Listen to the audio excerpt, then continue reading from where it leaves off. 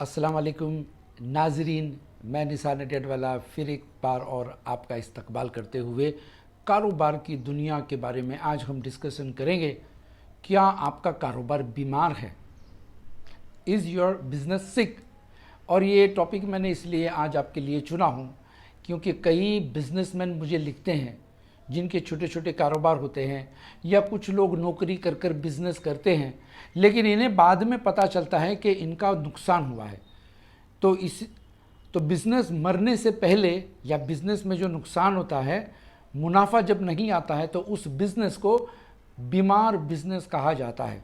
और बीमार बिज़नेस की वजह बहुत होती है, लेकिन उससे पहले मैं आपको बता दूं, जिस तरह से जंक फूड होता है, जंक फूड, उस तरह से जंक एक्सपेंसेस होते हैं। यानी जिस खर्च को करना ज़रूरी नहीं है, उसमें पैसा लौटकर आने वाला नहीं है, उस चीज़ को जंक एक्सपेंसेस कहते हैं। लेकिन वो खर्च बड़ा सुहाना लगता है।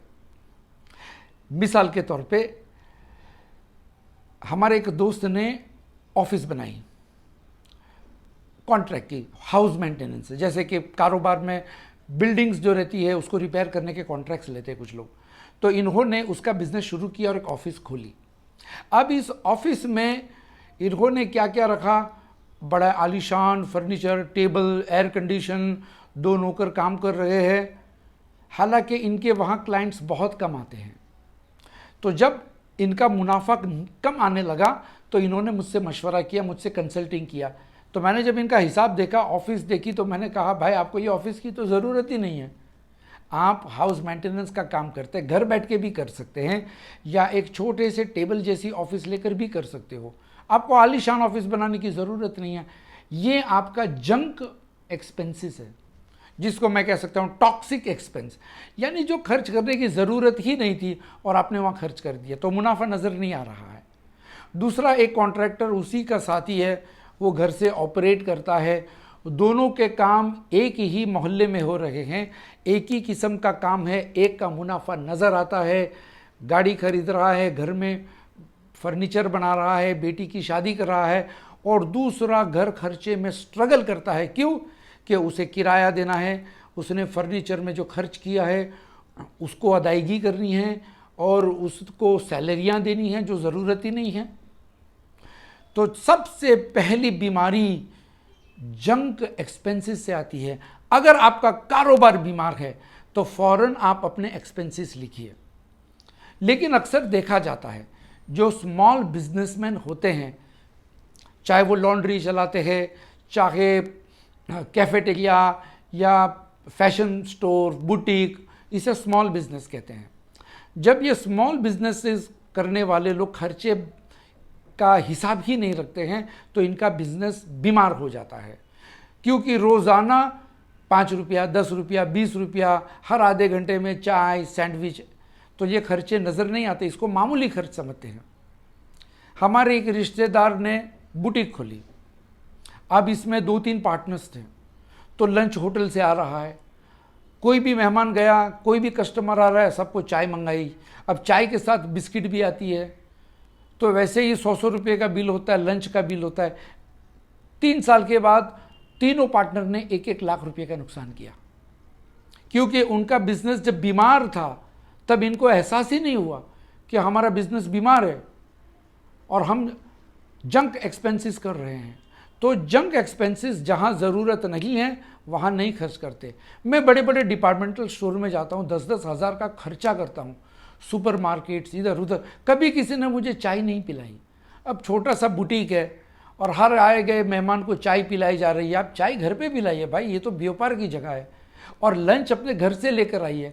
होटल का खाना खाएंगे तो मुनाफा कहाँ से नज़र आएगा? तो बिजनेस को ज़बरदस्ती से बीमार कर दिया गया, बैड एक्सपेंडिचर्स। इससे हमेशा आप बचते रहिएगा, क्योंकि बैड एक्सपेंडिचर आपके कारोबार को ख़त्म कर सकता है। कभी कभी ऐसा होता है कि आदमी बिजनेस में तवज्जो नहीं देता, बिजनेस में मौजूद है लेकिन तवज्जो नहीं देता कि वो क्या हो रहा है, वहाँ पे कौन क्या कर रहा है।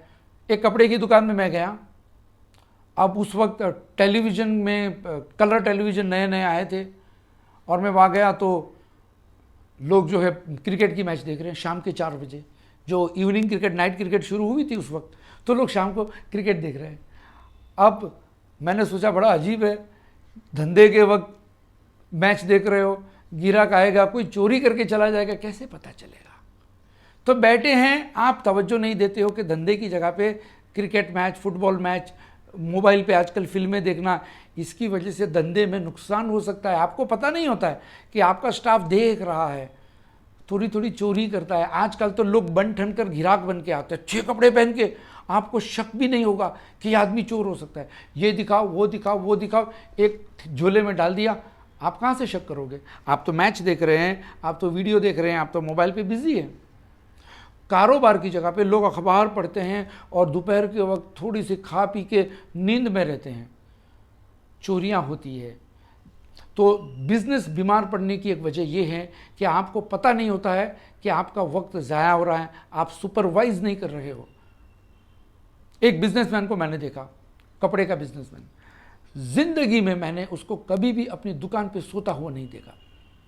वो भले रात को जल्दी सो जाएगा और फजर पड़ेगा, फजर के बाद और 1-2 घंटा सो जाएगा, फिर फ्रेश होकर दुकान पे जाता और खाना खाने के बाद 10-15 मिनट थोड़ा सा लेट जाता है, कैलुला जिसको हम कहते हैं।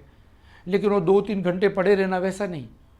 जब भी मैं उनकी दुकान पे जाऊँ, कभी 11 बजे जाऊँ, कभी 3 बजे जाऊँ, कभी 7 बजे जाऊँ, वो शख्स हमेशा फ्रेश। और मैं इनको 45 साल से देखता हूँ, आई एम सॉरी, मैं उनको 35 साल से देखता हूँ। So healthy person. आज वो 85 ईयर्स के हैं, कितने, 85 ईयर्स के, आज भी स्कूटर लेकर अपने कारोबार में जाते हैं। इनका अपना एक छोटा सा टेलर का यूनिट है, हालांकि छोटा सा यूनिट है, लेकिन सूट स्पेशलिस्ट है, ब्लेजर स्पेशलिस्ट, कोट स्पेशलिस्ट, और बड़े बड़े इंडस्ट्रियलिस्ट इनके वहाँ आते हैं। इनको मैंने कभी भी दुकान पे फुर्सत में बैठते हुए नहीं देखा है। कभी न कभी किसी कस्टमर के साथ बात करते हैं, कभी व्यापारी के साथ बात करते हैं, कभी ताके निकाल कर फिर अच्छी तरह से लपेट के रखते हैं, दुकान को खूबसूरत बनाते रहते हैं। आज ये कपड़े लटकाए, कल वो लटकाए, कुछ ना कुछ हरकत करते रहते हैं। मैंने पूछा कुछ थोड़ा सा बैठ लिया करो, कहते बैठूंगा तो नींद आएगी, नींद आएगी तो दुकान पे तवज्जो नहीं रहेगी। इनका बिजनेस है हेल्दी बिजनेस। एक ही टेलरिंग यूनिट, यानी ये जो मेरा कमरा है 150 स्क्वायर फीट का, ये 150-200 स्क्वायर फीट की दुकान में इन्होंने 30-35 साल बिजनेस किया, कपड़े बेचे, साथ ही साथ टेलर का काम लिया और अपने 5 बच्चों की शादी कराई, 5 बच्चों के लिए घर लिए, सिर्फ एक टेलरिंग यूनिट। इसलिए कि वो सुपरवाइज करते थे कि दुकान में क्या हो रहा है। कुछ पैसे वालों के बच्चे दुकान में जाकर बैठे रहते हैं गल्ले पे, आधे सोते रहते हैं। आप क्या करते हैं आपके बिजनेस पे? ये 2 मेन बीमारी हैं बिजनेस को मार देने की। तो जब बिजनेस बीमार होता है, इन 2 चीज़ों का ख्याल रखा करो। और तीसरी चीज़, जब आपका बिजनेस बीमार हो, आपके ताल्लुकात कस्टमर के साथ कैसे हैं, किस तरह से आपके सेल्समैन या आप अपने कस्टमर के साथ पेश आते हो। क्या आप अपने कस्टमर को रेगुलर फ़ोन करके दुआ सलाम करते हैं? क्या आपके कस्टमर कभी बाज़ार में मिलते हो तो आप चाय के लिए या घर बुलाते हो?